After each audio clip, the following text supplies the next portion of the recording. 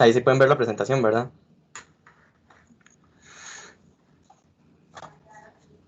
Sí. Ok, todo bien. Bueno, muchachos, bienvenidos. Ya estamos entrando al final. Ya nos queda solo este taller y el de la otra semana, si no me equivoco. Este taller es chiva, porque es poca materia, pero los ejercicios son vacilones, van a ver. Es el de dinámica rotacional. Entonces lo que vamos a ver es cómo realizar un análisis dinámico, como lo que hacíamos con las leyes de Newton, que por ejemplo, yo les daba que había un cubo de masa m y se le aplicaba una fuerza F, y entonces había como que determinar la aceleración o determinar qué distancia se movía en un intervalo de tiempo. Vamos a hacer cosas parecidas, pero para objetos ahora que rotan y que giran. Entonces es vacío, a mí me gusta mucho este tema. Lo primero que tenemos que ver o repasar, yo creo que ya ustedes tienen como una idea de lo que es el torque.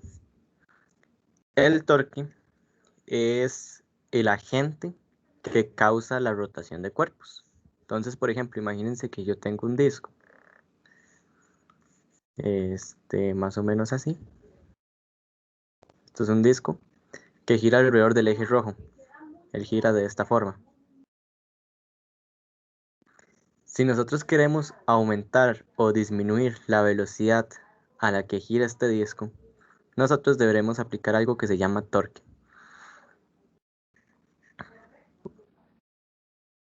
El torque es un efecto directo de una fuerza. De hecho, por ejemplo, el torque, como lo podrán ver en esta fórmula, el torque se calcula como el producto cruz. Ven, para algo lo vimos al principio de los talleres. El producto cruz del radio. El radio es la distancia que hay desde el eje hasta la fuerza, es decir, esta distancia, multiplicado por el valor de la fuerza. Esa es la expresión para el torque, es un producto cruz. Y este es el que nos va a causar que los objetos aceleren o desaceleren, pero angularmente, es verdad, en rotación. Bueno, las unidades del torque creo que es importante que las conozcan, son el newton metro, se expresa así, un newton punto metro. No las vayan a confundir con joules, son unidades diferentes, ¿verdad? Aunque los joules se podían expresar como el resultado de la multiplicación de una fuerza por un desplazamiento, tienen las mismas unidades, pero representan cosas diferentes. Porque los joules son unidades de trabajo y nosotros para poder calcular trabajos ocupamos un desplazamiento. ¿Se acuerdan? Que por ejemplo había una caja que se desplazaba a una distancia S debido a una fuerza F. Y si calculábamos el trabajo, iba a tener unidades de joules. Aquí en torques es diferente, porque aunque igual estamos multiplicando una fuerza por un desplazamiento, ya ese desplazamiento ya no es un desplazamiento de que el cuerpo se mueve de una distancia a otra, de un lugar a otro, sino que representa el radio o la distancia que hay entre el eje y el punto de aplicación de la fuerza. Nos representan cosas diferentes, entonces no vayan a poner newton metro y le ponen joules, sería incorrecto. Que se calcula por medio del producto cruz, ¿verdad? El torque, por lo tanto, como se calcula por medio del producto cruz, es un vector. Eso me parece que es importante decirlo. El torque es un vector. Por lo que tiene magnitud y dirección. En caso de que nosotros quisiéramos calcular únicamente el valor de la magnitud del torque, podemos utilizar la fórmula magnitud de la fuerza, magnitud del radio, por el seno del ángulo que hay entre estos dos. Entonces, volviendo al ejemplo de este disco, voy a borrarlo, tal vez lo pueda hacer más grande para que quede más claro. Eh, el centro del disco es aquí. Y este ángulo Z va a ser el ángulo que hay entre la distancia y la fuerza. Fuerza, radio, y este ángulo sería el Z. Entonces observen que cuando Z vale 0 o cuando vale 180 el torque va a ser 0. No habrá torque si el radio y la fuerza son paralelos. Y en cambio el valor del torque será máximo cuando el Z sea de 90 grados. Eso ustedes lo pueden observar, no sé, con por ejemplo, imagínense una puerta.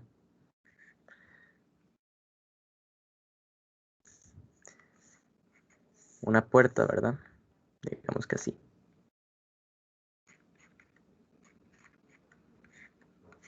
Y la puerta cierra aquí. Si ustedes aplican una fuerza en este sentido o una fuerza en el sentido contrario, ustedes no van a poder abrir ni cerrar la puerta se va a quedar estacionaria. Esto se debe a que el ángulo que hay entre el eje y el punto de aplicación de la fuerza y la dirección de la fuerza, ese ángulo es de 180, o en este caso de abajo es de 0 grados. Entonces no se realiza un torque. Y en cambio, para ustedes será más sencillo abrir y cerrar la puerta si la fuerza la aplican de manera perpendicular. ¿Ok? Y eso vendría siendo la teoría del torque. No sé si tendrán alguna duda con lo que he hablado, o si vamos todo bien.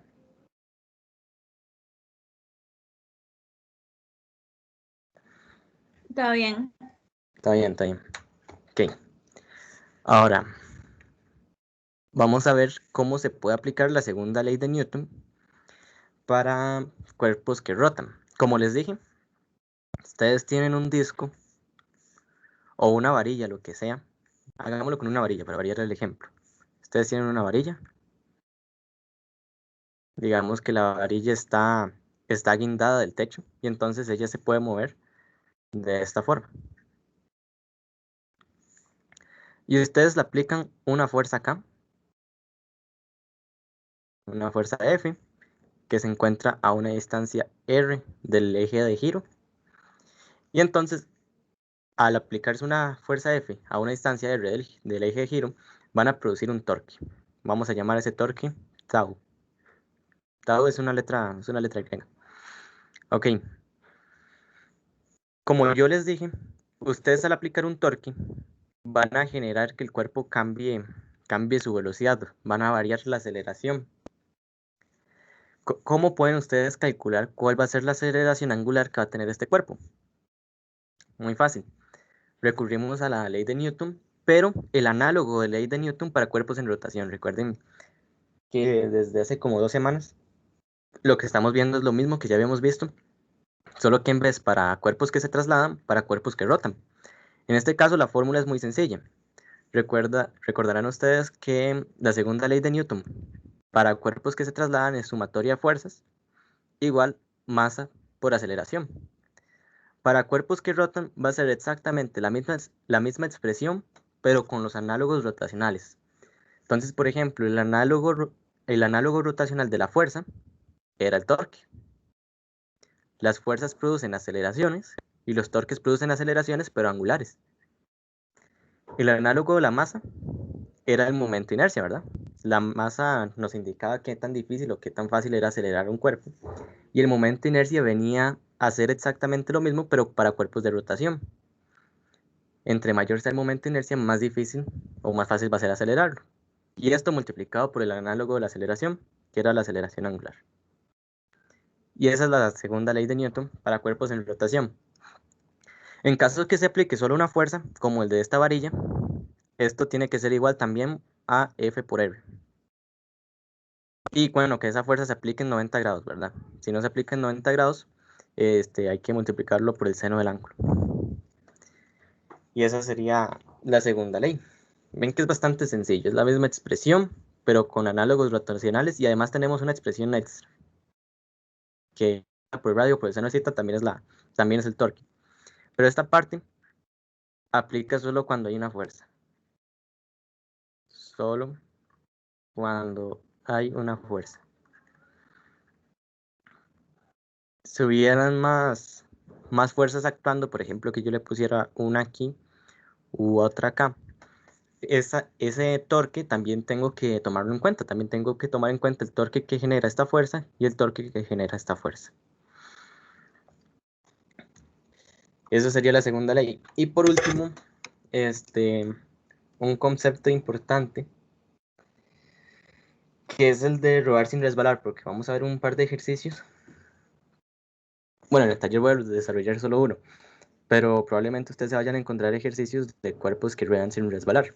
¿Qué es rodar sin resbalar? Ok, imagínense un carro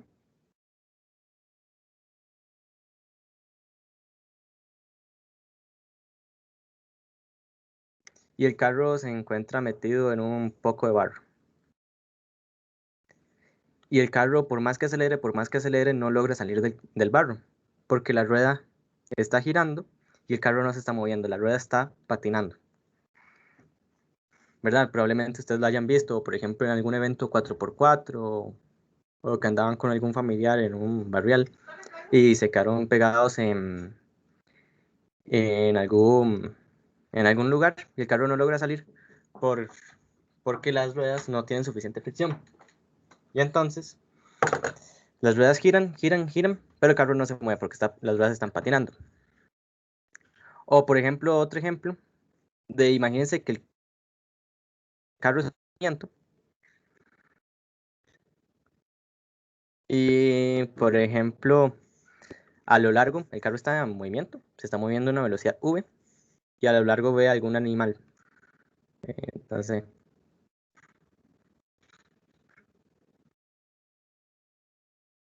a lo largo ve un animal y entonces él frena de golpe. Él frena de golpe y se va resbalado. Las ruedas están completamente bloqueadas, pero él se sigue moviendo. Esos son ejemplos de cuando, cuando no se cumple esta ecuación, cuando la rueda está girando y el carro no se mueve, o cuando al contrario, que el carro se mueve y la rueda no gira.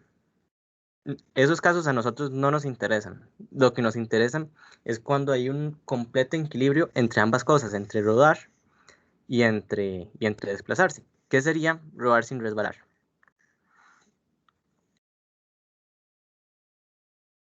Para que un cuerpo ruede sin resbalar, a ver si puedo hacerle un zoom. Él va a tener un movimiento aquí angular y va a tener aquí una velocidad traslacional. Y justo en este punto, él no se está moviendo. Porque si aquí se estuviera moviendo, significa que está o patinando o que está resbalando. Entonces, justo en el punto de aquí, la velocidad tiene que ser cero. ¿Cómo podemos nosotros calcular cómo podemos nosotros determinar esa expresión matemática de rodar sin resbalar? Bueno, nosotros sabemos que en este punto la velocidad tiene que ser cero. Entonces, pongámosle velocidad igual cero. Y esta velocidad va a estar compuesta de dos expresiones. La primera, la velocidad traslacional del cuerpo, que sería en esta dirección, y la velocidad tangencial de la rotación. Velocidad tangencial de la rotación y la velocidad del cuerpo. Nosotros sabemos que VCM menos VT tienen que darnos cero. Entonces, la velocidad del centro de masa tiene que ser igual a la velocidad tangencial debido a la rotación. Y la velocidad tangencial, ustedes recordarán que se calcula de omega r. Y entonces la velocidad a la que se mueve el cuerpo tiene que ser igual a la velocidad angular multiplicada por el radio. El radio sería este, ¿verdad? Si esto se cumple, el cuerpo va a rodar sin resbalar. Es decir, que no patina, ni derrapa, ni se desliza, ni nada. Hay un perfecto equilibrio entre la rotación y entre moverse. Y eso se hace con esta expresión. Aquí todo esto no importa. Era como la explicación de dónde salía la fórmula. Pero ya esto es con lo que vamos a trabajar, con esta expresión. Ok, ¿todo claro hasta ahí?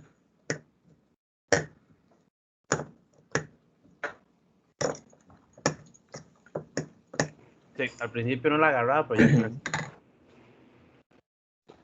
Ok, perfecto. Ahora sí, vamos a ver los ejercicios. Hoy no traje muchos, traje como 5 apenas. Pues porque quiero resolverlos lento y que quede completamente claro qué es lo que vamos a hacer. Quizá un toque para abrir la presentación de la semana antepasada, creo que era.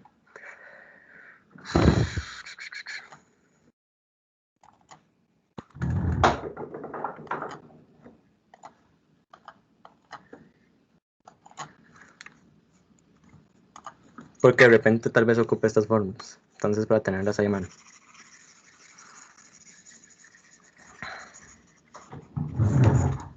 Ok, ya ahora sí. Vamos a ver. Estos son ejemplos del libro, ¿verdad? Igual. Siempre lo suelo sacar de ahí. En este caso nos dicen que tenemos el volante de un motor, tiene un momento de inercia de 2.5 kilogramos por newton por metro cuadrado alrededor de su eje de rotación. ¿Qué torca constante se requiere para que alcance una rapidez angular de 400 revoluciones por minuto en 8 segundos? Partiendo del reposo, esto es muy importante, que parte el reposo. Ok, vamos a ver. Voy a apuntar los datos que nos dieron. Nos decían primero que el momento de inercia era igual a 2.50 kilogramos por metro cuadrado. Nos daban la velocidad inicial, la velocidad angular inicial, nos dicen que parte el reposo, y por lo tanto, si parte el reposo, la velocidad angular inicial va a ser 0 radianes por segundo. Nos daban la velocidad angular final, que era 400 revoluciones por minuto, y voy a escribirla de este lado. La velocidad angular final es igual a 400 revoluciones por cada minuto. Pero recuerden que nosotros no trabajamos con revoluciones por minuto. A nosotros nos sirve más trabajar con radianes por segundo, porque son las unidades del SI. Entonces, primero deberemos hacer una conversión de revoluciones por minuto a radianes por segundo. Una revolución era una vuelta completa, y una vuelta completa en radianes son 2 pi radianes. Y entonces ya con esto yo me puedo volar las revoluciones. Una revolución son 2 pi radianes. Y el otro factor de conversión sería el de pasar los minutos a segundos. Y un minuto tenía 60 segundos. Y ya con eso obtenemos la expresión de velocidad angular final en radianes por segundo. Es un toque. 400 por 2 pi entre 60. 41.89 radianes por segundo. Ahora, por último, también nos daban el tiempo. El tiempo en que pasaba de 0 radianes a 41.89 radianes por segundo eran 8 segundos. Ok. Y lo que nos piden encontrar es el torque necesario para que eso ocurra. Nos preguntan por el torque. Torque tau. Ok. Sorry, le pegué un pichazo al micrófono. Podemos aplicar la segunda ley de Newton, que era la que nos decía que la sumatoria de torques es igual al momento de inercia por la aceleración angular. La sumatoria de torques, bueno, nos piden encontrar el torque. Entonces, como solo aplica una fuerza, o eso es lo que nosotros nos podríamos imaginar, es un volante de un motor, esta sumatoria de torques va a ser simplemente el torque.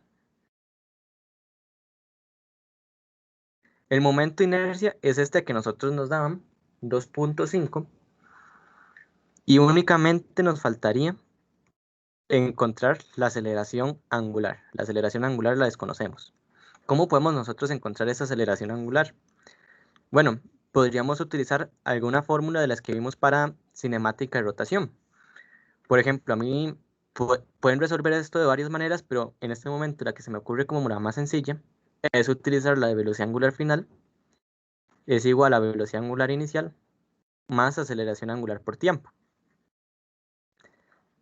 De esta expresión, nosotros tenemos todo excepto la aceleración angular, que es lo que queremos encontrar. Entonces esta ecuación nos sirve a la perfección. La velocidad angular, nosotros ya sabíamos que era 0, la inicial. Y entonces, haciendo esa simplificación, llegamos a velocidad angular final es igual a aceleración angular por tiempo. Y por lo tanto, si tomamos el tiempo que está multiplicando y lo pasamos a dividir, vamos a obtener que la aceleración angular es igual a la velocidad dividida entre el tiempo. Y realizando esta sustitución, podemos sustituir la aceleración angular que tenemos aquí por esta expresión. Vamos a obtener lo siguiente, que el torque es igual a 2.5 por la velocidad angular final partida por el tiempo. Y entonces ya estos son los datos que nosotros conocemos, 2.5 por 41.89 dividido entre 8 segundos, que era el tiempo. Y esto ya lo metemos a la calculadora y nos da nuestro resultado, el torque necesario para que eso ocurra.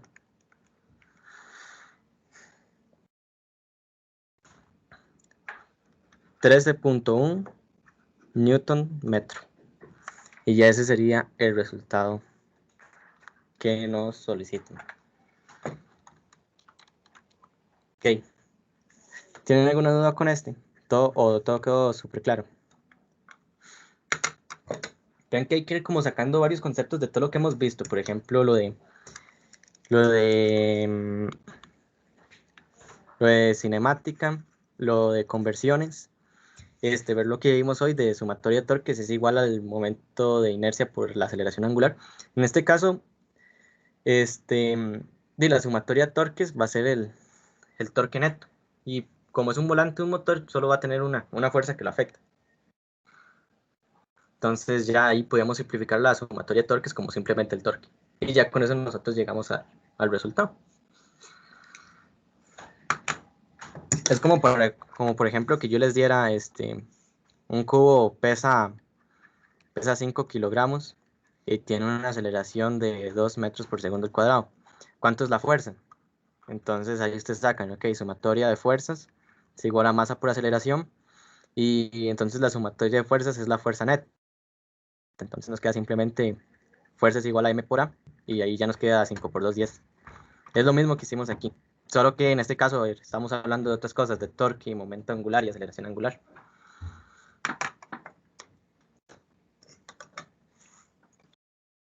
Ok. Si no tienen dudas, podemos pasar al siguiente. Sí, la verdad no está tan complicado. Está vacilón, está vacilón. Sí. Ok. Este otro nos dice que una pieza maquinaria tiene la forma de esfera sólida, uniforme, con masa de 2,25 gramos y diámetro de 3 centímetros. Ok, vamos a leerlo por partes para ir apuntando los datos. Ok, nos dicen primero que nada que tiene una masa de 225 gramos. Y recuerden que todo lo tenemos que trabajar siempre con el SI. Y entonces 1000 gramos son 1 kilogramo. Y ya aquí nos volamos a los gramos. Y nos va a quedar 0.225 kilogramos como la masa. Ahora nos dicen que la esfera sólida tiene un diámetro de 3 centímetros. Entonces voy a escribirlo aquí. Diámetro es igual a 2 veces el radio. Y entonces el radio es igual al diámetro entre 2, ¿verdad? Eso de la escuela. Entonces nos quedarían 3 centímetros entre 2, 1.5 centímetros. Pero estos centímetros tenemos que pasarlos a metros, ¿verdad? Entonces nos va a quedar finalmente que el radio es igual a 1.5 centímetros, pero 100 centímetros son 1 metro. Ya con eso nos volamos los centímetros y nos va a quedar que esto es igual a 0.015 metros. 1, 2, sí. Ok, y ahí tenemos la masa, tenemos el radio y sabemos que tiene una forma de esfera sólida. Esfera sólida. Entonces nosotros, como estamos resolviendo ejercicios de aceleración angular y de dinámica de rotación, probablemente nosotros vayamos a necesitar el momento de inercia. Nosotros vamos a necesitar calcular el momento de inercia para una esfera sólida. ¿Y cómo hacemos eso? Nos devolvemos a lo que vimos en el taller pasado, que son estas, como este catálogo de momentos de inercia, y buscamos el de esfera sólida, que es precisamente este de acá. Y nos dice que el momento de inercia es igual a 2/5 de la masa por el radio cuadrado. Y son datos que ya nosotros tenemos. Entonces podemos sacar el momento de inercia de una vez. Probablemente lo vayamos a ocupar más adelante. Entonces nos va a quedar que es 2/5 de la masa por el radio al cuadrado. A ver. 2/5 y de masa al radio al cuadrado. Y eso nos va a quedar como 2/5 por 0.225 por 0.015 al cuadrado. Y esto lo meten a la calculadora. Y nos va a dar algo sumamente pequeño. Sí, va a ser demasiado pequeño, pues este es 0.015. Y detrás de eso el cuadrado. Eh, que según la calculadora son 2.025 por 10 a la menos 5 kilogramo metro cuadrado.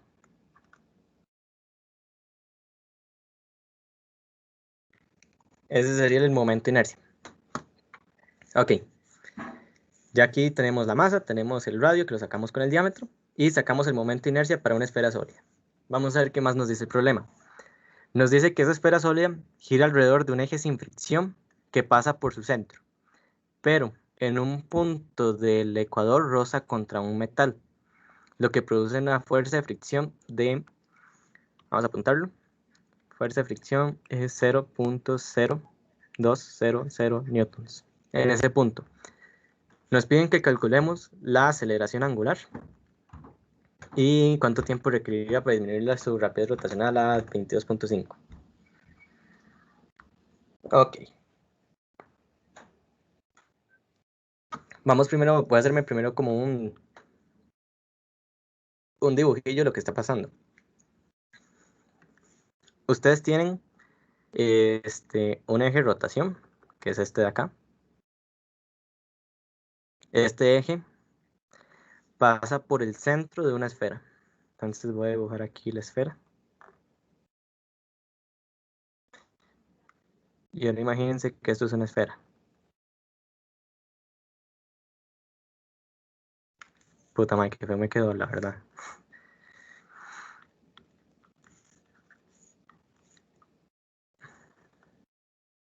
Y ahora sí.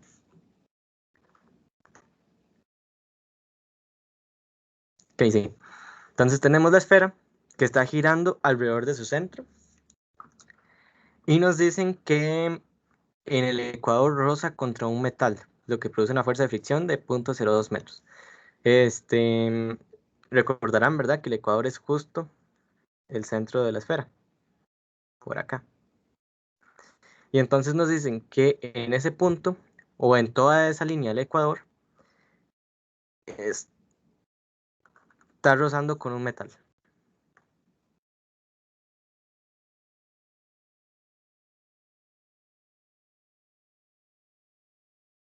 Justo en este punto. Y que debido a la fricción que se genera de la esfera con el metal, se produce este valor de fricción. Entonces, lo que nos piden es que calculemos su aceleración angular. Ok, vamos a ver.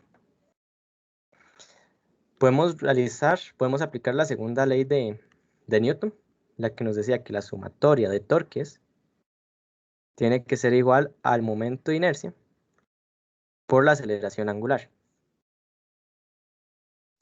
La sumatoria de torques, vean que tenemos solo una fuerza actuando. Y por lo tanto, es solo esa fuerza va a generar un torque. ¿Cómo calculamos nosotros el torque de una fuerza? Muy sencillo.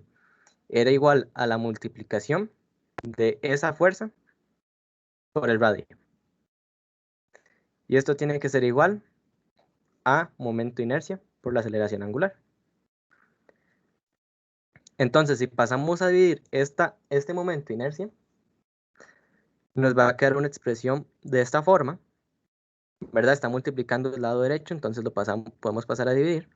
Y esta fuerza F es la fuerza de fricción, que nosotros la conocemos, es de 0.02 y otros dos ceros. El radio, nosotros ya lo sacamos, era 0.015. Y esto dividido entre el momento de inercia, que yo le dije que probablemente lo íbamos a ocupar, que era 2.025 por 10 a la menos 5. Y ahora esto lo metemos a la calculadora y vamos a obtener nuestro resultado para la aceleración angular. 0.02 por 0.015, 2.025 por 10 a la menos 5. Esto nos da 14.8 radianes por segundo al cuadrado. Ahora, algo muy importante. Esta aceleración angular, que nosotros ahí, por debido al sistema que utilizamos para las fuerzas y en la forma en que los estamos sumando, en este momento no me estoy preocupando mucho por signos, pero aquí sí es importante tomarlo en cuenta. Una fuerza de fricción lo que hace es disminuir la velocidad, igual como lo hacían, como cuando nosotros vimos cuerpos y dinámica. Si nosotros teníamos una caja y esa caja estaba sometida a una fuerza de fricción, la velocidad va a disminuir. Y la aceleración angular, para que la velocidad disminuya, tiene que ser negativa. Entonces nosotros aquí vamos a tener que poner algo muy importante, no lo podemos dejar botado, es que la aceleración angular es negativa. ¿Por qué? Porque esa aceleración angular se debe a una fuerza de fricción, y la fuerza de fricción lo que hace es detener los objetos. Entonces tenemos que tomar en cuenta ese menos. Es muy importante eso. Y ya con eso tendríamos nosotros la primera parte del ejercicio, que era lo que nos pedían encontrar, era la aceleración angular. Sí, contame. La magnitud del torque no era la fuerza por el radio por el seno. Mae, muy buena pregunta. Ok. Vos tenés la esfera. Mae, es que no sé cómo dibujar esa vara. Yo me imagino. Ok, imagínate que la esfera este es el eje, y está girando así. Ok. Y entonces la fuerza... para ver cómo lo puedo dibujar. Ok, ya sé. Imagínate que el eje pasa por el centro. O sea, que entra y sale la pantalla. Y entonces el mae está girando así. ¿Sí lo ves? Sí, sí. La estás viendo como por arriba. Imagínate que es la Tierra y este es el Polo Norte. Y Sí, sí. entonces la mae gira así. Que si fuera el Polo Norte debería girar en otro sentido, pero no importa. La fuerza de fricción, como es debida al bloque metal, imagínate que aquí tenemos el bloque de metal. La fuerza de fricción es en este sentido. Sí. La está deteniendo. Correcto, Y, se pone el movimiento. ajá. Y este es el radio. Como la fuerza de fricción es debida al contacto que hay entre esta pieza de metal y la esfera, nosotros sabemos que aquí se toca tangencialmente. Y entonces aquí se forma un ángulo 90 grados. Es por eso. Y entonces si nosotros lo multiplicáramos por el seno de 90, que hubiera sido lo correcto, el seno de 90 es 1, entonces no nos afecta el resultado. Aunque solo se ahorró el paso entonces. Ajá, sí. Es por eso, porque el momento en que se aplica la fuerza, se aplica en un solo punto y ese punto es tangencial a la esfera. Entonces la fuerza se aplica justo a 90 grados. ¿Sí? Ok, sí. No se podría aplicar en otra dirección porque si se aplicara para arriba o para abajo, no generaría torque. Es por eso. Pero sí, mae, es por eso. Esa pregunta es todo muy tuanis. Pero ya. Ok. ¿Alguna otra consulta?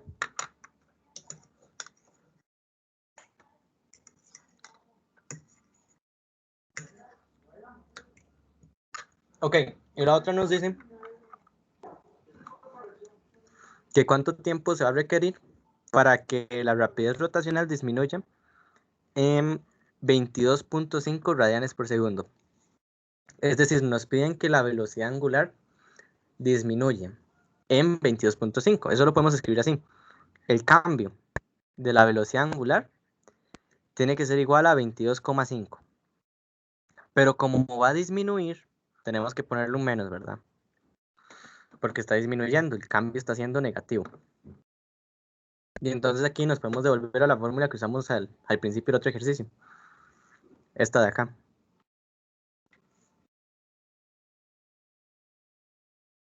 Velocidad angular final. Velocidad angular final es igual a la velocidad angular inicial más aceleración angular por tiempo. El tiempo es lo que nos preguntan, ¿verdad? Entonces vamos a despejarlo. Despejemos el tiempo. Lo podemos despejar de esta forma. Podemos tomar la velocidad angular inicial y la podemos pasar a restar. Y esto es igual a alfa t. Y entonces podemos pasar la aceleración angular que está multiplicando, la podemos pasar a dividir. Y esto nos va a quedar velocidad angular final menos velocidad angular inicial entre la aceleración angular. Y ahora, aquí esto normalmente lo hacemos al revés. Pasamos de esto a esto. O bueno, podemos hacerlo así. No importa, para no complicarnos. El cambio de la velocidad angular, recuerden que cómo se calculaba un cambio en química. Un cambio es siempre lo que yo tengo al final menos el inicial. Entonces yo sé que el cambio de la velocidad angular fue menos 22,5, menos porque está disminuyendo. Y el cambio es final menos inicial. Y entonces yo ya sé que todo esto de aquí, velocidad angular final menos velocidad angular inicial, yo ya sé que eso vale menos 22,5. Menos 22,5 entre la aceleración angular, que es esta que yo encontré arriba, menos 14,8. Y eso nos va a dar 1,52 segundos.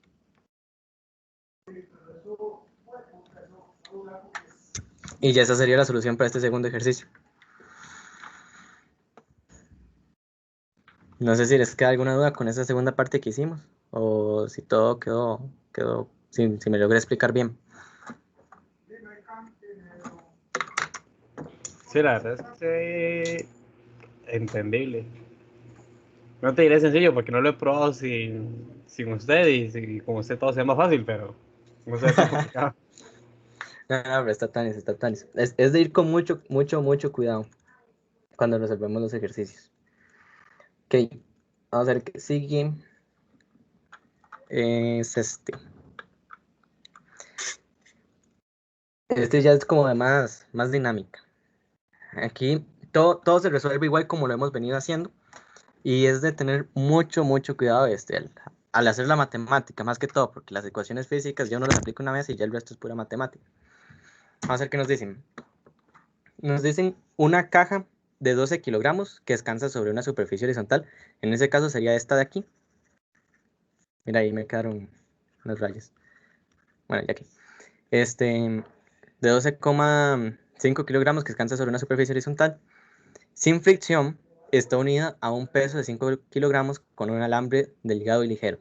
Es decir, por aquí pasa este cable, pasa a través de la polea y se une a este peso de 5 kilogramos. ¿Se va a probar algo?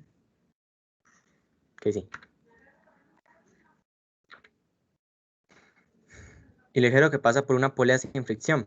La polea tiene forma de disco sólido uniforme con masa de 2 kilogramos. Es decir, ya no vamos a despreciar el peso que tiene esta polea, sino que ahora ya sabemos que el peso va a ser 2 kilogramos.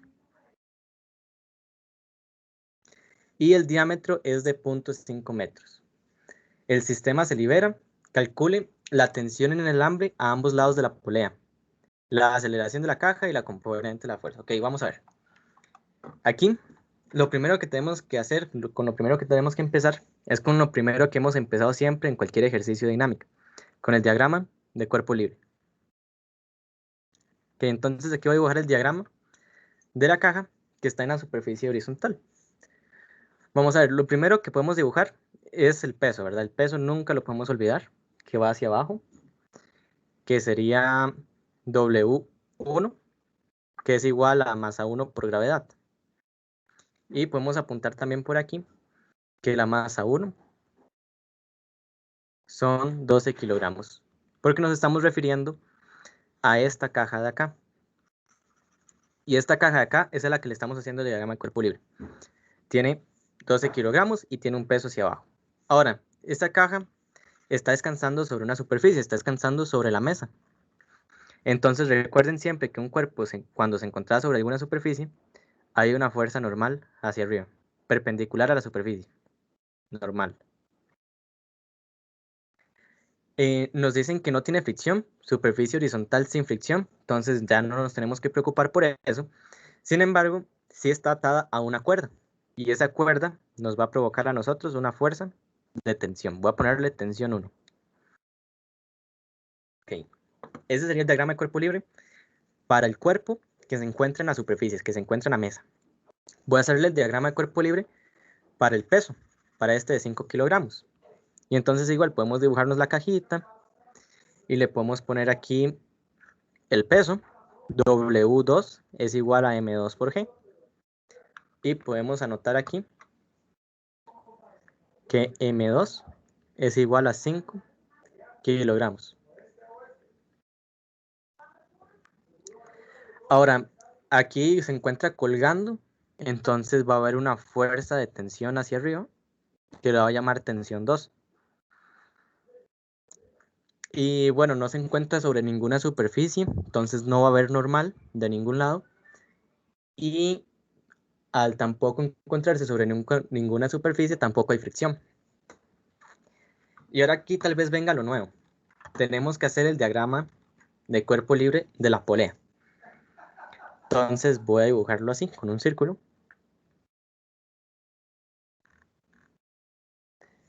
Y ok, a ese círculo, ¿qué fuerzas lo están afectando? Primero que nada, el peso, ¿verdad? El peso hacia abajo, que es el peso de la polea, W3.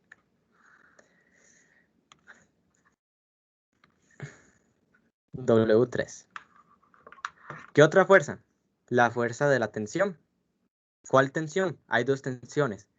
La tensión 1, en este sentido, y la tensión 2, en este sentido. Y también hay otra fuerza que no estamos tomando en cuenta, que tal vez no la hayan visto. Se las voy a explicar con la tercera ley de Newton. Esta polea, vamos a ver, esta polea de aquí está sujeta a un soporte. El soporte está sosteniendo a la polea. Entonces, ¿eso qué significa? Que la polea, el propio peso de la polea, en alguna forma está empujando al soporte. Y entonces, ¿qué va a hacer el soporte por tercera ley de Newton? El soporte va a reaccionar y le va a dar una fuerza a la polea, que le vamos a llamar fuerza de reacción. Esa fuerza de reacción se divide en dos componentes, la fuerza de reacción en Y y la fuerza de reacción en X. Esa es la fuerza que le está haciendo el soporte a la polea. ¿Y a qué se debe? Por ejemplo, Imagínense, bueno, el propio peso está empujando al soporte, entonces el soporte va a empujar a la polea hacia arriba, pero también tenemos otras fuerzas como la tensión. Entonces, si nosotros tenemos la tensión más o menos así, esto va a aplicar una fuerza más o menos en este sentido, y entonces el soporte también tiene que reaccionar a esa fuerza. Entonces también hay una fuerza de reacción. Entonces aquí en el diagrama de cuerpo libre tenemos que incluir también la fuerza de reacción en X y la fuerza de reacción en Y. Tal vez si no les quedó claro, imagínense que este soporte no es la mesa, sino que son ustedes sosteniendo a la polea.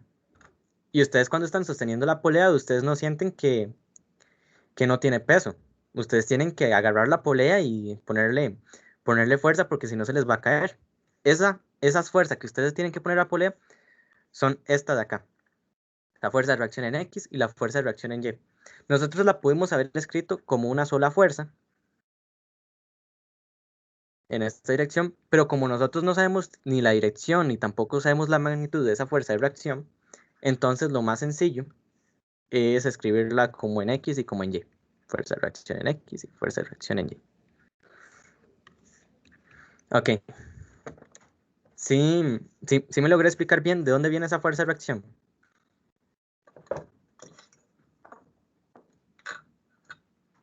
Sí, para mí sí. Ok, perfecto. Imagínense que esta fuerza de reacción es como la fuerza normal, pero esta sí tiene una componente en X, por, por el tipo de soporte y porque de repente esta cuerda puede empujar a la polea en este sentido. Entonces ella necesita una fuerza de reacción en X.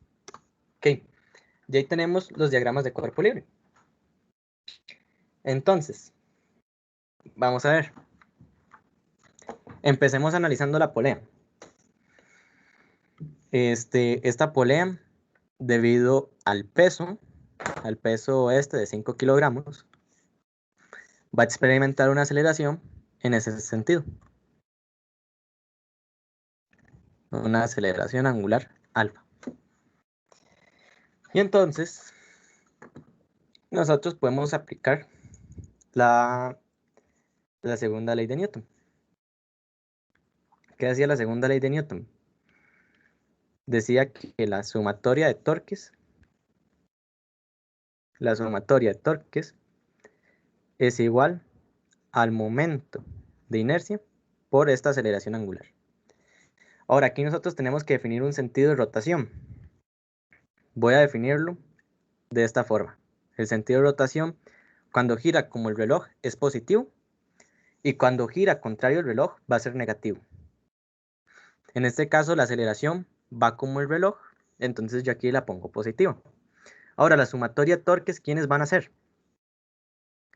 La sumatoria de torques va a estar compuesta por la tensión 2 multiplicada por el radio, menos la tensión 1 multiplicada por el radio, ¿verdad? Nosotros, aquí hay una distancia del radio, que es la distancia que hay desde el eje de giro hasta donde se aplica la fuerza. Entonces, el torque ejercido por la tensión 2, aquí lo tenemos en las diapositivas, se puede calcular como F por R por el seno de zeta. Y caemos nuevamente a ese caso. Tenemos la tensión 2, que sería la fuerza, por R por el seno de zeta, pero el ángulo es de 90 grados. Entonces, el seno de 90 es igual a 1. Entonces, no hace falta considerarlo. Todo lo que yo multiplique por 1 sigue siendo ese algo que yo multipliqué. 5 por 1 es 5, 10 por 1 es 10. Menos la tensión 1 por el radio, que igual también se encuentra a una distancia del eje llamada radio y a un ángulo 90 grados. Y esto tiene que ser igual al momento de inercia por la aceleración angular. Ok, y vamos a ver qué más puedo hacer.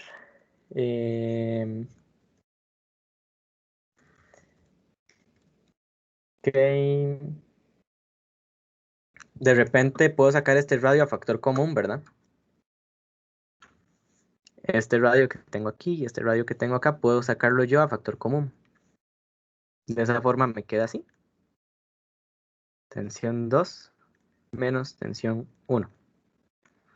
Y esto es igual al momento inercia. En este caso, el momento inercia, vamos a ver qué nos dice el enunciado. Nos dice que el momento inercia es de un disco sólido uniforme. Un disco sólido uniforme. Entonces, ese momento inercia podemos irnos al catálogo y buscamos el de un disco sólido. Que un disco sólido, en realidad lo que es un cilindro sólido. Entonces, ese momento inercia, puta, volví a golpear el micrófono. Ese momento inercia va a ser un medio de la masa por el radio al cuadrado. Este momento inercia es el momento inercia de un disco sólido, que es un medio de la masa por el radio al cuadrado. Esto multiplicado por la aceleración angular. Ok. Hasta ahí todo va bien, ¿verdad?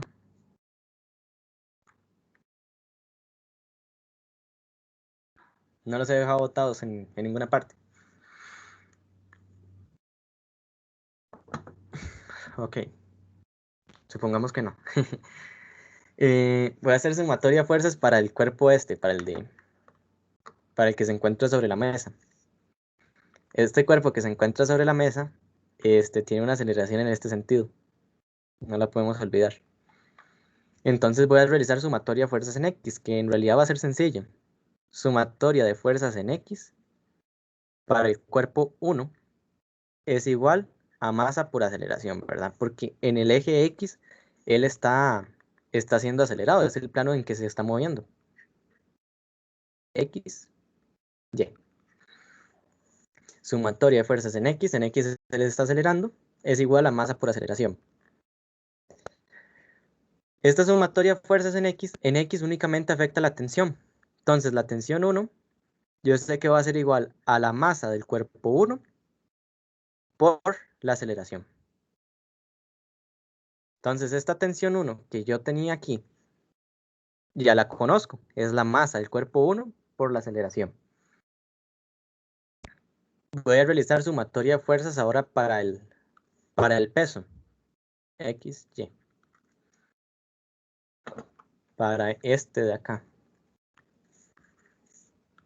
Este de aquí.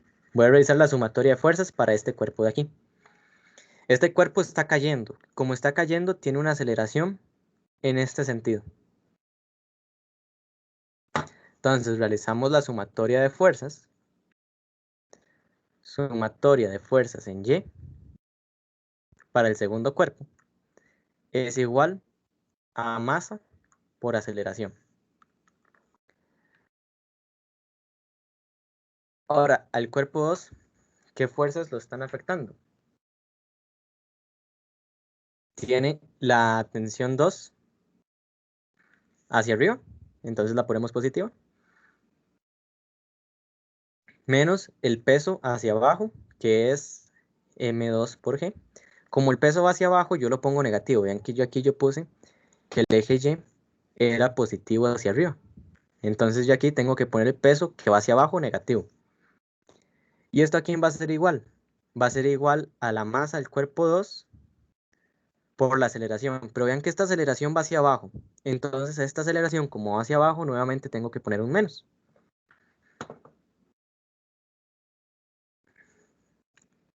Y de aquí yo concluyo que la tensión 2, si paso a sumar este término que está restando del lado izquierdo, lo paso a sumar, puedo concluir que la tensión 2 es igual a la masa 2 por la gravedad menos la masa 2 por la aceleración. Entonces ya aquí ya logré conocer el valor de la tensión 2 por medio de esta expresión. También logré conocer el valor de la tensión 1 por medio de esta expresión. Y ahora los únicos datos que yo no conozco van a ser la aceleración. Voy a escribirlo, ya se los digo. Ok, voy a sustituir estas expresiones que yo saqué aquí en esta ecuación de acá. Va a ser entonces el radio multiplicado por la tensión 2. La tensión 2 ya sé yo que es M2 por G menos M2 por A, menos la tensión 1, que es M1 por A. Y esto es igual a 1/2 de la masa a la polea por el radio de la polea al cuadrado por la aceleración angular. Ok, y ahora sí, hagamos lo que estamos haciendo hace un rato. De esta ecuación, ¿qué no conozco yo? No conozco la aceleración. Las masas sí me las daban todas, me daban cuánto era M2, me daban cuánto era la masa a la polea. Yo conozco el radio. Y lo otro que tampoco no conozco es la aceleración angular. Pero la aceleración angular, vean que toque.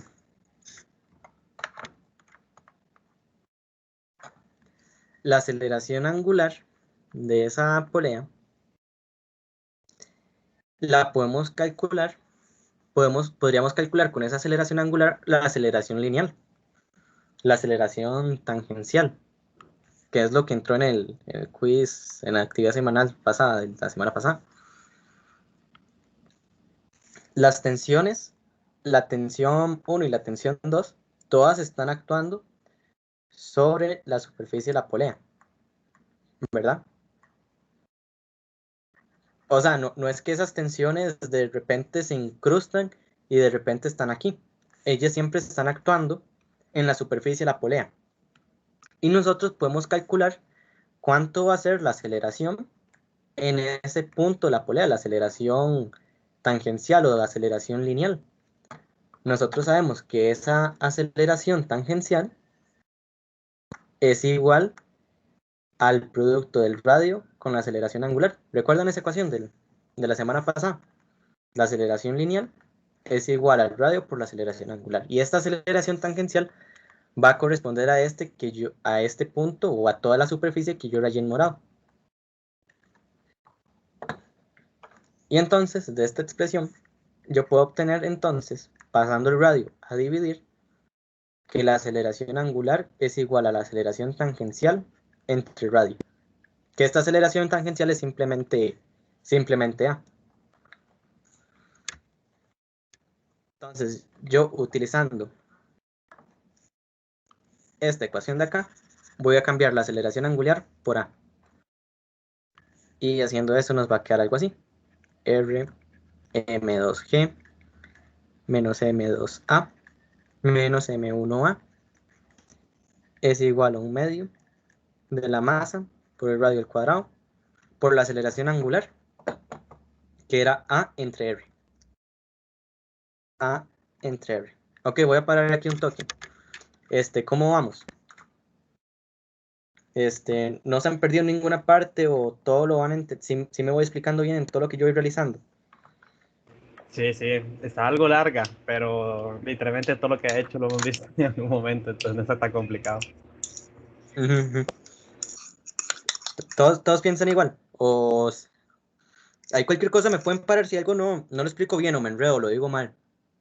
Ya muchas veces me ha pasado que hago conversiones mal o pongo un signo al revés o algo así. Entonces, si algo no les queda claro, me paran, porfa.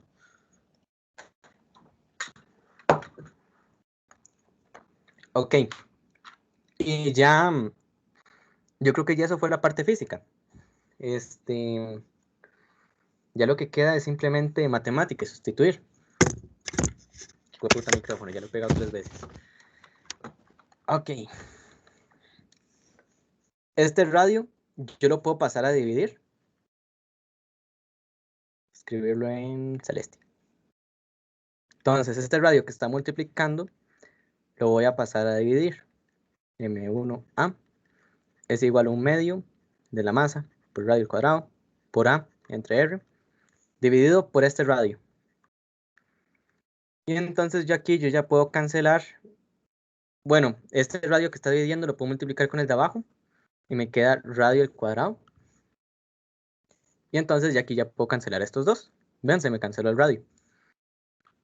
Entonces me queda M2 por G menos M2 por A menos M1 por A es igual a 1/2 de la masa a la polea por A.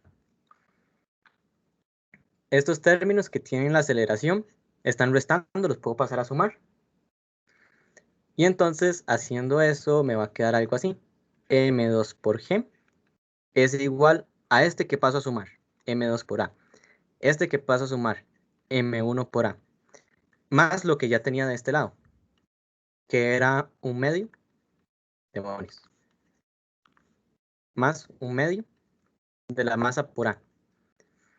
Tengo A aquí, A acá, A aquí. Lo puedo sacar a factor común. M2G es igual a M2 más M1 más un medio de la masa de la polea. Todo esto multiplicado por A. Lo que hice fue tomar el A, que está multiplicando a todos los términos, y sacarlo así como factor común. Y entonces ya vamos a ver, toda esta expresión de aquí, que está multiplicando a la aceleración, la puedo pasar yo a dividir. Entonces, me va a quedar la aceleración es igual a esto que yo pasé a dividir, M2 más M1 más un medio de la masa de la polea. Esto dividiendo a lo que ya tenía de este lado, M2G. Y ya ahí podemos sustituir y encontrar el valor para la aceleración. Vamos a ver. Dice que M2 era 5.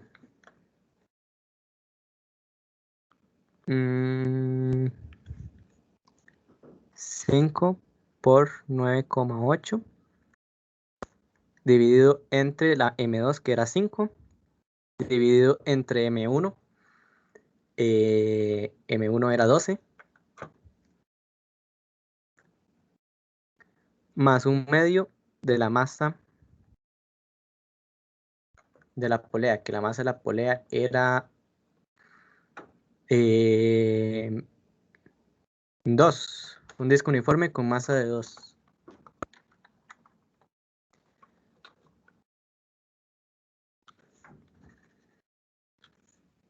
12 más un medio de la masa de la polea, que era 2. Y ya esto lo metemos a la calculadora y nos va a dar que 5 por 9,8 dividido entre 5 más 12 más un medio por 2 es 1.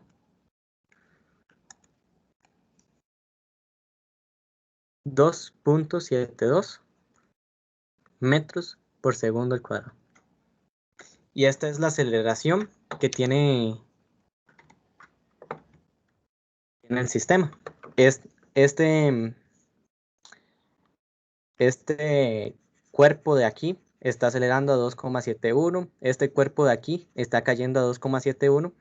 Y la aceleración justo en la superficie de la polea, la aceleración lineal o tangencial, es 2,71. Y con eso ya tenemos el punto 2, la aceleración de la caja. Muchas veces en estos ejercicios que son largos, ustedes comienzan a sacar cosas y no saben si les van a servir. Ustedes nada más sacan y probablemente se las pregunten. Por ejemplo, la aceleración de la caja.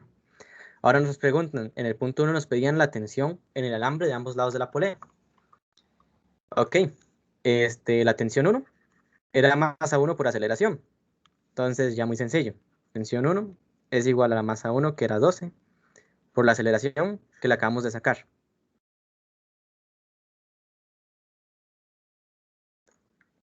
12 por 2,72. Eso me da 32,64 newtons. La tensión 1, la tensión 2, la tensión de la cajita que cae. También nos la preguntaban, la tensión en el alambre en ambos lados de la polea. De un lado era T1, del otro lado era T2. T2 la podemos calcular con esta expresión de aquí. Nos dice que T2 es igual a M2, que era 5,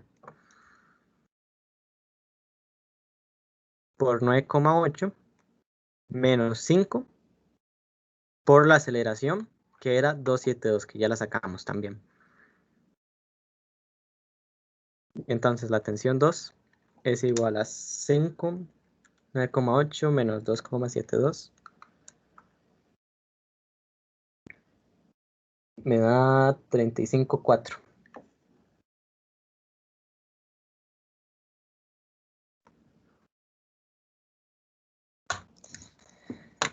Y con eso tenemos el punto 1. Ya tenemos esta, la tensión en el alambre a ambos lados de la polea. Tenemos la aceleración de la caja, que fue lo primero que sacamos y curiosamente era el punto 2, que no sé yo cómo se puede sacar la tensión de las cajas sin saber la aceleración. Yo hubiera puesto en el enunciado, si yo lo hubiera escrito, yo hubiera puesto primero obtener la aceleración, después obtener la tensión. Y por último, nos preguntan las componentes horizontal y vertical de la fuerza que ejerce el eje sobre la polea. La fuerza que ejerce el eje sobre la polea fue eso que yo les expliqué al principio. La fuerza que ejerce el eje sobre la polea son las fuerzas de reacción, Fy y Fx. Y para encontrar esas no hay mucha ciencia. Podemos aplicar simplemente sumatoria de fuerzas.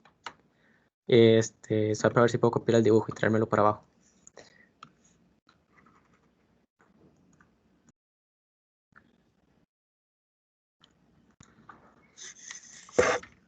Copiar.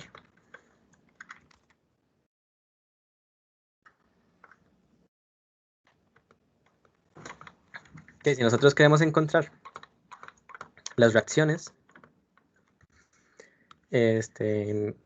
podemos realizar sumatoria de fuerzas, tanto en X como en Y. Vamos a realizar primero en X, que me parece ser el más sencillo. Sumatoria de fuerzas en X de la polea es igual a 0 por primera ley de Newton, porque la polea únicamente está girando, únicamente gira, pero ella no se está moviendo de izquierda a derecha, no está subiendo, no está bajando.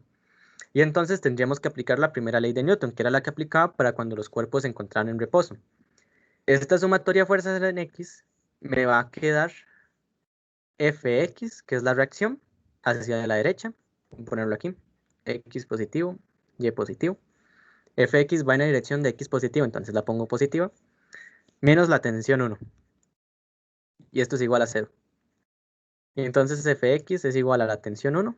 Es igual a 32,64.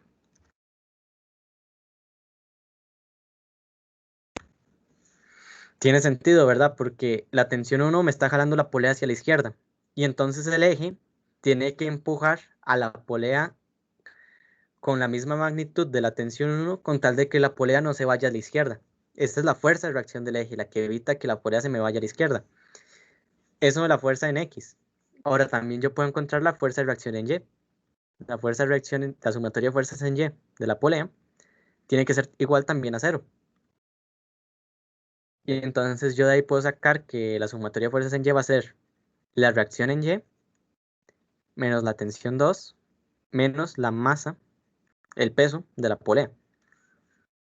Pasando todo lo que está restando a sumar, me queda que la fuerza de reacción del eje es igual a la tensión 2 más el peso, y el peso es m por g. Y entonces me quedaría la tensión 2, que ya la habíamos sacado, era 35,4, más la masa, que era 2 por 9,8.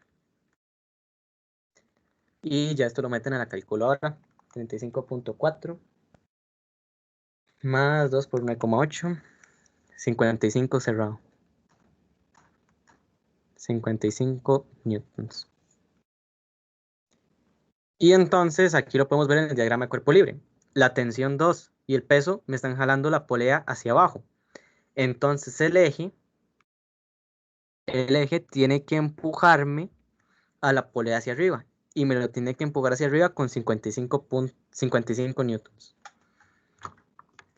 Ya con eso tenemos el inciso C. Ok. ¿Dudas de este ejercicio? Está un toque largo. La parte para sacar la aceleración había que hacer mucha sustitución. Teníamos que relacionar mucho esta ecuación con esta y esta. Y después también teníamos que sacar esta de acá. Entonces, no sé si les quedó alguna duda. Sacar bien en todos los pasos. En mi Ustedes son los caso, que me no, dicen. sí está bien larga, pero no está complicada. Y lo último de las fuerzas sobre el eje sí está bastante fácil, digamos. No era nada del otro mundo. Ujú. Esto entretenido. Pero yo ya me tengo que retirar porque tengo una cita, entonces tengo que alistarme. Ok, está bien, está bien. Igual Muchas ahí gracias, Carlos. se está grabando. Pero Sí, vida, David, ahí entonces. veo el otro más tarde. Bueno, cuídense. Suerte. Igual. Aquí, bueno, eran las sustituciones, era tener mucho cuidado al sustituir la parte de la matemática ahí. Por ejemplo, tenía muchos menos, entonces ahí de repente pude yo haber dejado botado uno. Este, las sustituciones, ¿verdad? Tener mucho cuidado. Por ejemplo, la aceleración es igual a R por A. Tomar bien el R y pasarlo a dividir. Ver aquí que se cancela el radio. De hecho, es interesante como esta aceleración depende únicamente de las masas de los diferentes cuerpos, no depende del radio y la polea. La polea podría medir 2 kilómetros y la aceleración va a ser la misma. O por el contrario, podría ser muy pequeña, podría medir 5 centímetros y la aceleración es igual. Ok. Y bueno, también las reacciones, que eso muchas veces a uno al principio se le va a apuntarlas. Por ejemplo, ustedes pudieron haber hecho el diagrama de cuerpo libre y después les preguntan en la parte B cuál es la reacción del eje y ustedes se quedan bateados como la reacción, ¿qué es eso? Uno al principio, o al menos yo creo que ustedes nunca han hecho un ejercicio con reacciones que tengan que considerar así como la reacción de la polea o del eje.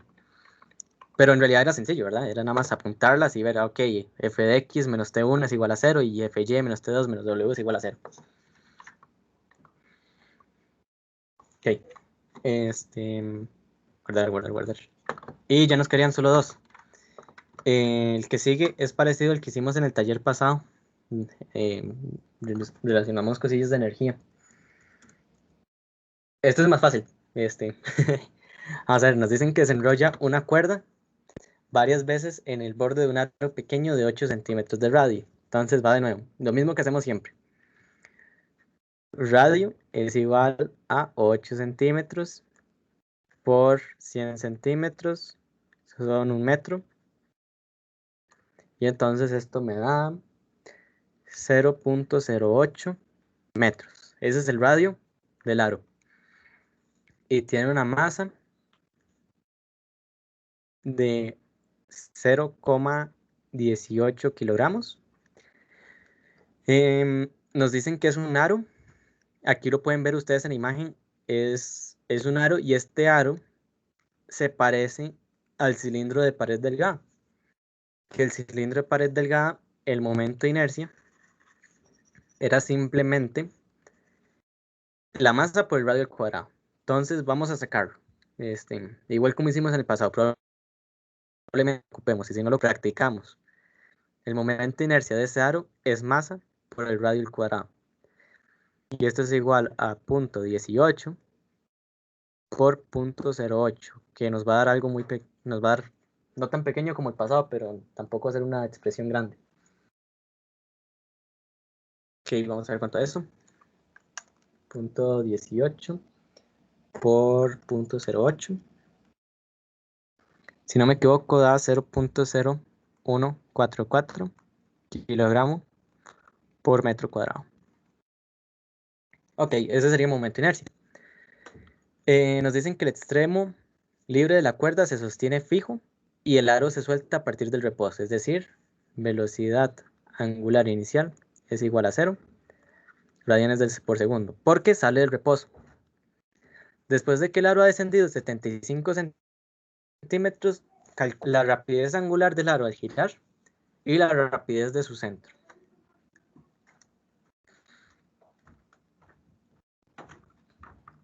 Ok, este lo podríamos hacer por dinámica, pero me parece que tal vez sea más sencillo energía, como nos preguntan únicamente velocidades y ya nos dan la altura y todo. Entonces, voy a dibujarme como los dos instantes que vamos a calcular. Tenemos aquí el aro.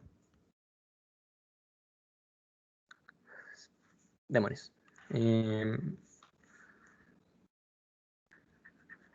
Sostenido aquí. Y después el aro va a bajar 75 centímetros, ahí nos lo decían. Y vamos a tener sostenido así el aro. Yo sé que la diferencia de alturas entre y acá es, es 75 centímetros, decía. Sí, 75 centímetros. 75 centímetros es lo mismo que 0.75 metros. Ok. Este va a ser mi referencia. Es decir, en este punto voy a poner mi X y mi Y. XY. Y puedo hacer conservación de la energía. Este va a ser mi punto 1 y este va a ser mi punto 2. Ok. Y hacemos conservación de energía como lo hemos hecho siempre. No hay nada diferente. Lo más la energía cinética rotacional. La energía en el punto 1 se conserva, la energía mecánica, porque no hay fuerzas disipativas, no hay fricción ni nada así. La energía mecánica en el punto 1 tiene que ser igual a la energía mecánica en el punto 2. La energía mecánica en el punto 1 va a ser la gravitacional, más la cinética, más la elástica. Pero nosotros no tenemos resortes, entonces esto es 0. Y nos dicen que el parte del entonces este es 0 también. Y esto es igual a la energía mecánica en el punto 2, que es la gravitacional, más la elástica, más la cinética. Y la elástica es 0 porque no hay resortes. Y la gravitacional va a ser 0, porque en el punto 2, él se encuentra justo sobre mi eje X, sobre mi referencia. Entonces en este punto la energía gravitacional es 0. Quedándonos así, únicamente la ecuación, la energía potencial gravitacional es igual a la energía cinética. Y la energía cinética se me divide en dos, en energía cinética traslacional y energía cinética rotacional, porque este aro va a comenzar a girar, va a comenzar a rotar. Ahora, esta energía gravitacional es igual a masa por gravedad por altura. La energía cinética traslacional es un medio de la masa, velocidad más un medio de un momento de inercia por la velocidad angular al cuadrado. Ok.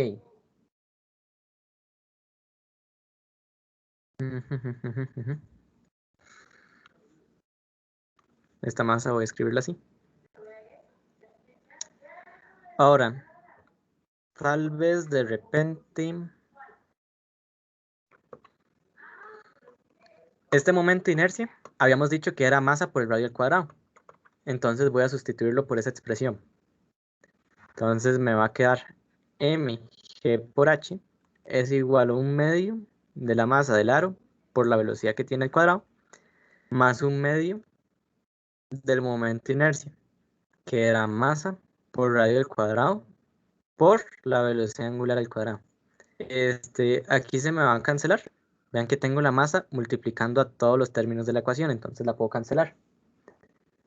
Y de esa forma yo llego a que g por h es igual a un medio de la velocidad al cuadrado más un medio del radio al cuadrado por la velocidad angular al cuadrado. Vamos a ver, nos pedían primero la rapidez angular. La rapidez angular del aro al girar y la rapidez de su centro. Entonces, nosotros para poder calcular eso, aquí el aro está girando, este es su centro, aquí hay una distancia r,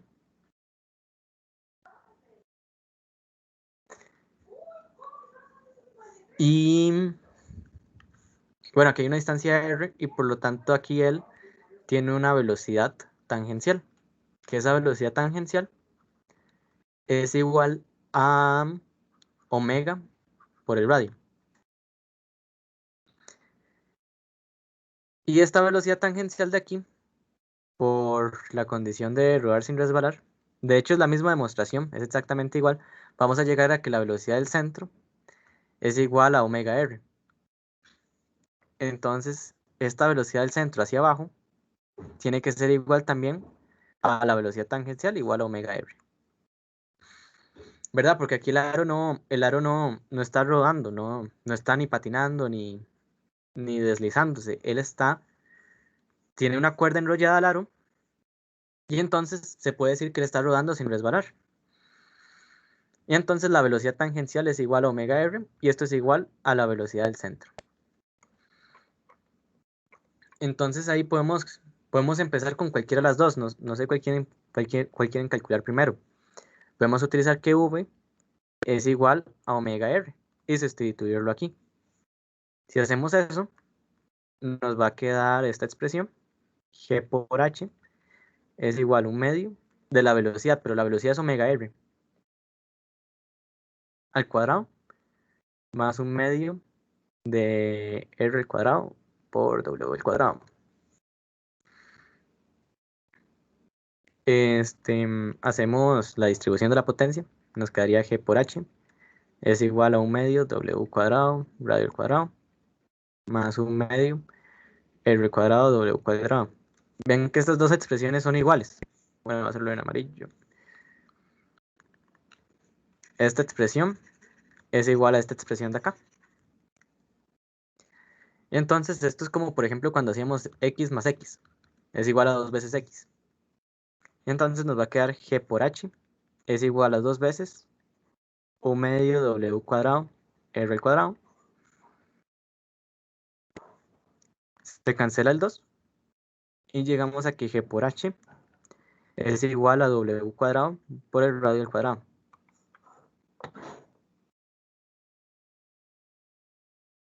Y ahora lo que nos queda es despejar el w cuadrado. Uy, me quedé sin campo. Entonces podemos pasar el radio al cuadrado a dividir y nos queda w cuadrado es g por h entre el radio al cuadrado. Sacamos una raíz cuadrada y nos queda que el omega es igual a la raíz de g por h entre el radio al cuadrado. Y esto ya son datos que nosotros conocemos. 9,8, este era 0.75, eran 75 centímetros. Y el radio, si no me acuerdo, el radio era 0.08. 0.08 al cuadrado. Y ya metemos esto en la calculadora y podemos encontrar la velocidad angular. Que nos daría 9,8, 0.75, 0,08 al cuadrado.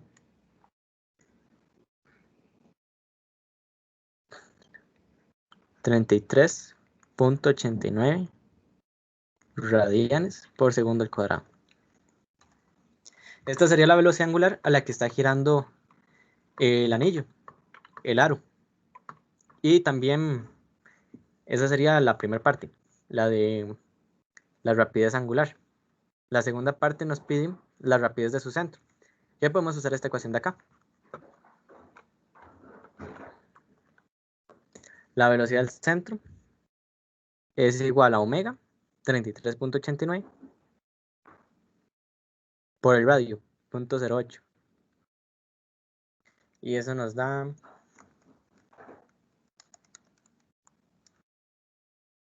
2.71 metros por segundo. Y estas son nuestras respuestas. Ven, no era tan complicado si lo resolvemos con energía. También lo podemos resolver con dinámica, pero siento yo que es más complicado porque tendríamos que, si lo hacemos con dinámica, vemos que hay una fuerza de tensión aquí arriba. Tenemos el peso W hacia abajo. Tendríamos que calcular la aceleración que esto va a tener hacia abajo. Tendríamos que tomar en cuenta el torque. Entonces yo siento que es mejor no complicarse. Este ejercicio salía mejor con energía. Porque si ya ponerse a hacer sumatoria de torques, está raro. Y más porque nos pedían velocidades. Yo les había dicho a ustedes que cuando nos piden velocidades o rapidez, lo más fácil es hacer energía. Ya si nos piden aceleración, ya ahí sí sacamos todo, suma de torques, suma de fuerzas. Y ahí sacamos la artillería aplazada si nos preguntan por aceleración. Si nos preguntan por velocidad, lo más fácil, lo más sencillo es energía. Y no sé cómo vieron esto.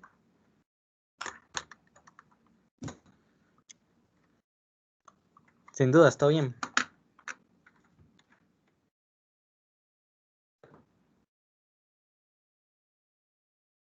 Ok. Y ya nos quedaría solo el último, que este ya es de robar sin resbalar. Esto es bonito. Es igual un toquecillo largo, pero ahí lo sacamos. Nos quedan 20 minutos, entonces está bien. Nos dicen que una esfera hueca con masa de 2 kilogramos rueda sin resbalar bajando una pendiente 38 grados. Calcule aceleración, la fuerza de fricción y el coeficiente de fricción mínimo para que no resbale. Ok, vamos a ver. Vamos a hacer el diagrama de cuerpo libre. Tenemos esto. Un plano inclinado. Tenemos una esfera hueca en ese plano.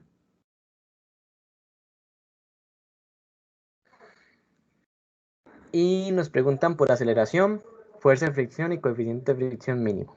Ok, vamos a ver.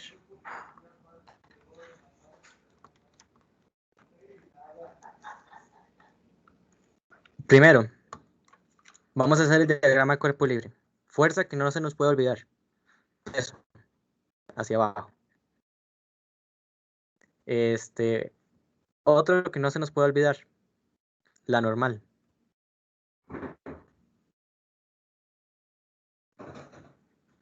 La esfera está empujando al plano inclinado debido al peso. Entonces el plano inclinado empuja a la esfera. Y ese empuje se representa como la normal. Y ahora también vamos a tener una fuerza de fricción. En este sentido. Fuerza de fricción.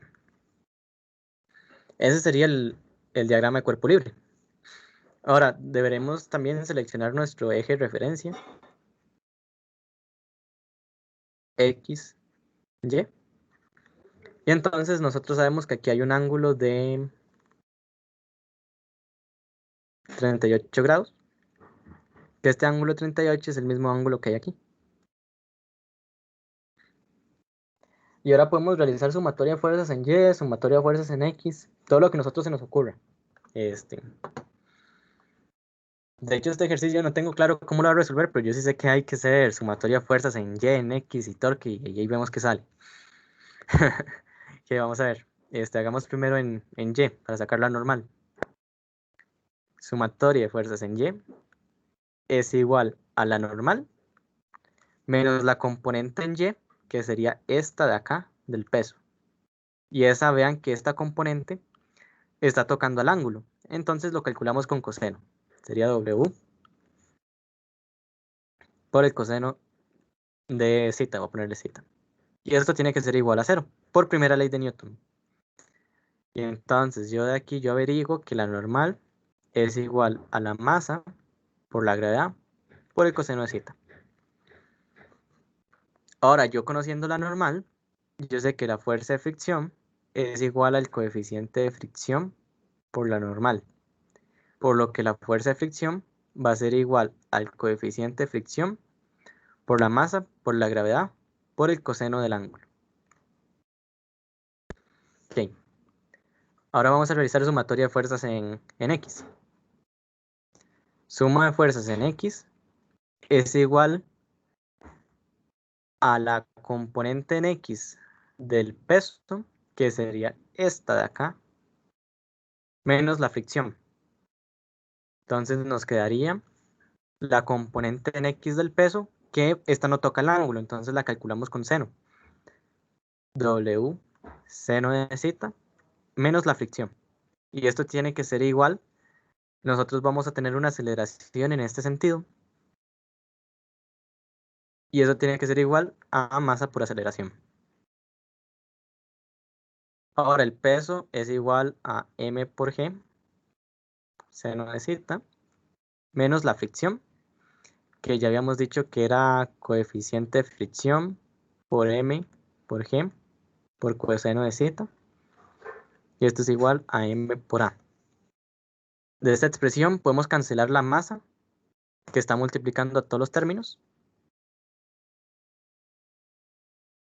Y obtenemos que la aceleración es igual a g seno de zeta menos el coeficiente de fricción por g por coseno de zeta. Ok, ya hicimos sumatoria de fuerzas en Y, ya hicimos sumatoria de fuerzas en X. Y ya lo que nos quedaría es... Ay, ya lo que nos quedaría es hacer sumatoria de torques. O sea, para ver si...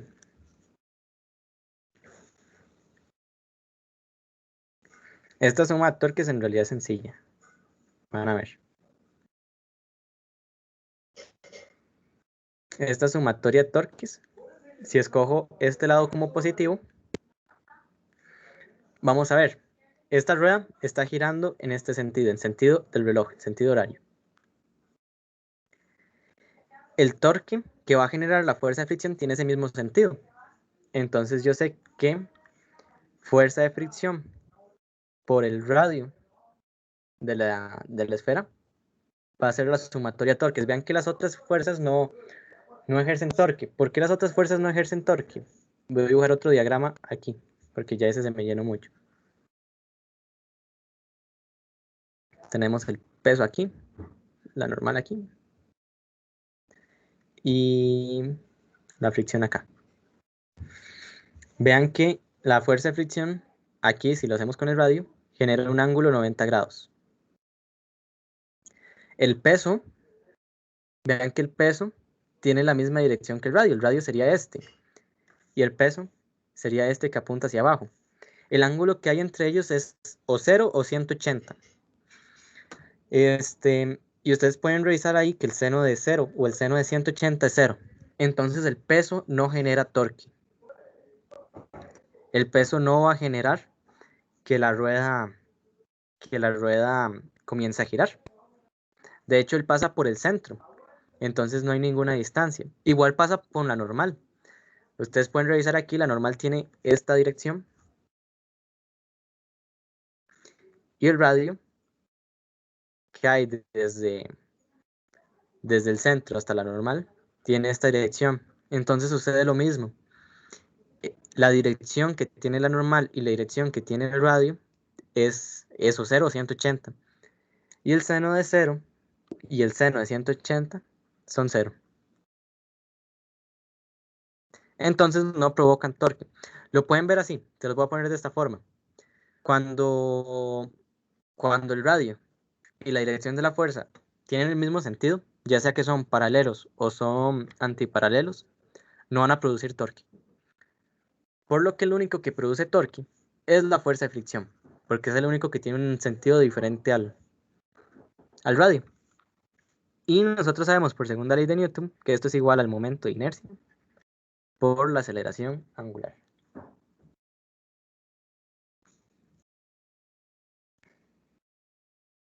Ok.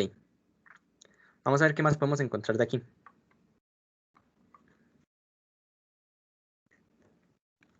La fuerza de fricción.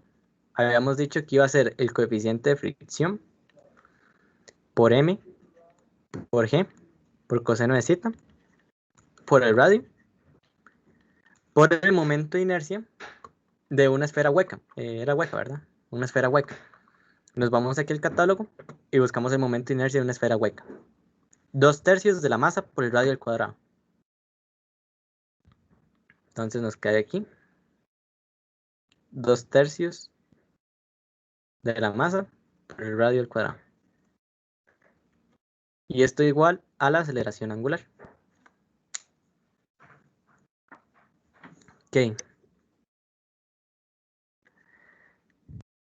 Una vez hecho eso, nos va a quedar el coeficiente de fricción por la masa, por la gravedad, por el coseno de zeta, por el radio, es igual a 2/3 de la masa por el radio al cuadrado, por la aceleración angular. Y la aceleración angular, recuerden esta ecuación, la aceleración angular por el radio es igual a la aceleración lineal.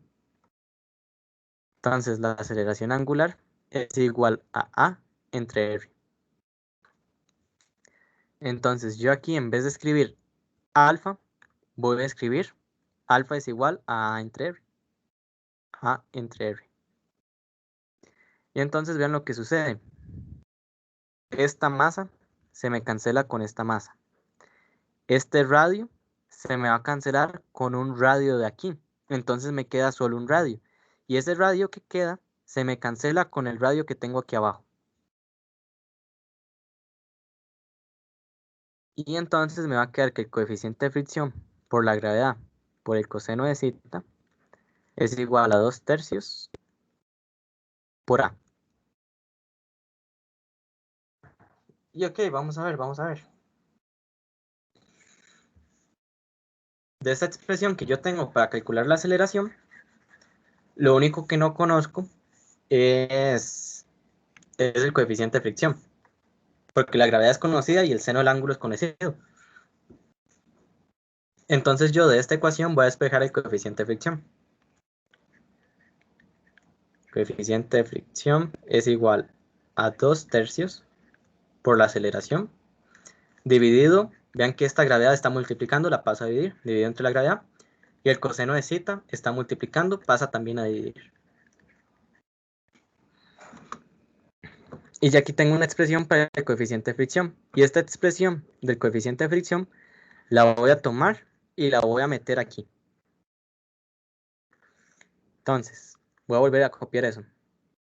Me queda que la aceleración es igual a g por el seno de zeta, menos el coeficiente de fricción, que el coeficiente de fricción es 2/3 de la aceleración, dividido entre la gravedad por el coseno de zeta, multiplicado por la gravedad por el coseno de zeta. Y aquí me vuelo este, me vuelo este, me vuelo este, me vuelo este. Y me queda que la aceleración es igual a la gravedad seno de zeta menos 2/3 de la aceleración. Este que está restando lo paso a sumar del otro lado. Y me queda A más 2/3 de A. Que es como tener X más 2/3 de X. Que simplemente se suman. Me queda 1 más 2/3. 5/3. 5/3 de la aceleración es igual a G seno de zeta. Y entonces la aceleración G seno de zeta. Puedo pasar el 3 que está dividiendo a multiplicar y el 5 que está multiplicando a dividir. Y me queda que la aceleración es 3/5 por G por el seno de zeta. Entonces me queda 3/5 de 9,8 por el seno de 38. Y eso lo meten a la cálculo y revisan cuánto da.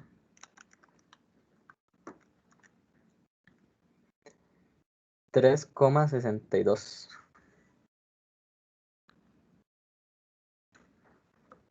metros por segundo al cuadrado. Esa va a ser la aceleración que tiene la esfera al comenzar a deslizarse hacia abajo. Bueno, deslizarse no, al comenzar a rodar hacia abajo, porque ella rueda sin resbalar. Ahora ya, si la esfera estuviera como bloqueada, como una llanta del carro cuando uno pega un frenazo, la aceleración sería diferente. ¿Ven?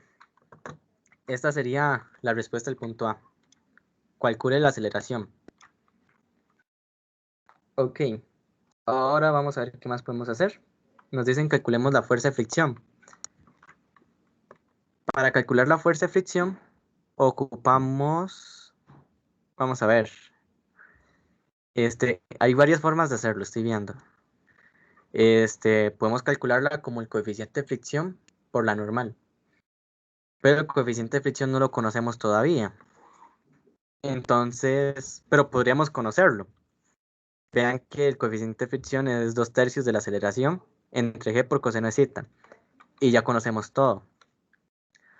O lo otro que podemos hacer es, estoy viendo, podemos sacarlo de esta sumatoria de torques también. Vean lo que voy a hacer. Voy a tomar esta ecuación F por R es igual al momento de inercia por la aceleración angular. Entonces, la fuerza de fricción es igual al momento de inercia por la aceleración angular entre el radio. El momento de inercia, ya habíamos dicho que eran 2/3 de la masa por el radio al cuadrado. La aceleración angular, habíamos dicho que era A entre R. A dividido entre R. Entonces, este radio al cuadrado se me cancela con este radio y el radio que me queda se cancela con este. Y me queda que la fuerza de fricción es igual a 2/3 por la masa por la aceleración. Entonces sería 2/3 de la masa eran, para ver, entre la masa, 2 kilogramos.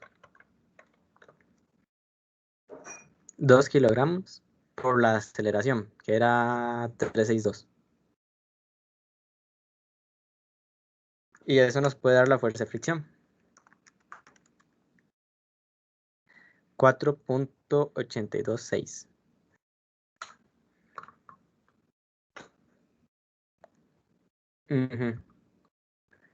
Ahora, el coeficiente de fricción mínimo lo podemos sacar de aquí.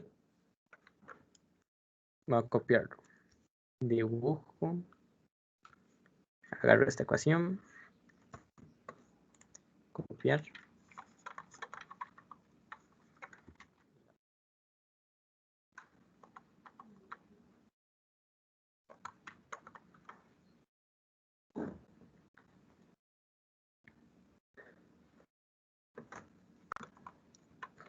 De ahí podemos sacar el coeficiente de fricción, que también nos lo preguntamos. Y entonces nos quedaría que es igual a 2/3 de la aceleración, 362, entre 9,8 por el coseno de 38. Y eso es igual a 2/3 por 362 entre 9,8 por el coseno de 38. 0,31. 312. Este es el coeficiente de fricción mínimo. Recuerden que la fricción que tenemos aquí, como él no está resbalando, él está rodando sin resbalar, en realidad es un coeficiente de fricción estático, que no me había querido meter en ese tema, pero este es un coeficiente de fricción estático. Y este es el mínimo que tiene que tener para que él no resbale. Si es menor de eso, la rueda se va a ir resbalada y la fuerza de fricción no va a ser lo suficientemente grande para que él dé vueltitas. O sí las puede dar, pero no las da tan rápido como para no resbalar. Y si nosotros queremos corroborar que la fuerza de fricción que nosotros sacamos al comienzo está bien, podemos reutilizar esta fórmula. Copiar.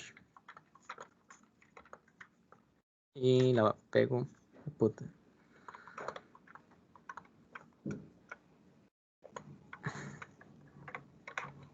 Vamos a ver si da lo mismo. Sería coeficiente de fricción 0,312 por la masa, que es 2, por la gravedad, que es 9,8, por coseno de 38. Y vamos a ver si la fricción da lo mismo. Por 2, por 9,8, por coseno de 38. 482. Ven, da igual. Hay varias formas de sacarlo. Y probablemente hayan más, porque teníamos varias ecuaciones. Ok, no sé si tienen dudas con este último ejercicio que realizamos. Es de rodar sin resbalar. Y para rodar sin resbalar es básicamente utilizar esta ecuación. Alfa por R es igual a A. Y la otra, omega por R, es igual a A. Y con eso ya pueden resolver todos los ejercicios de rodar sin resbalar que ustedes quieran. No sé si tienen dudas con este o si quedó todo claro. Voy a parar la grabación.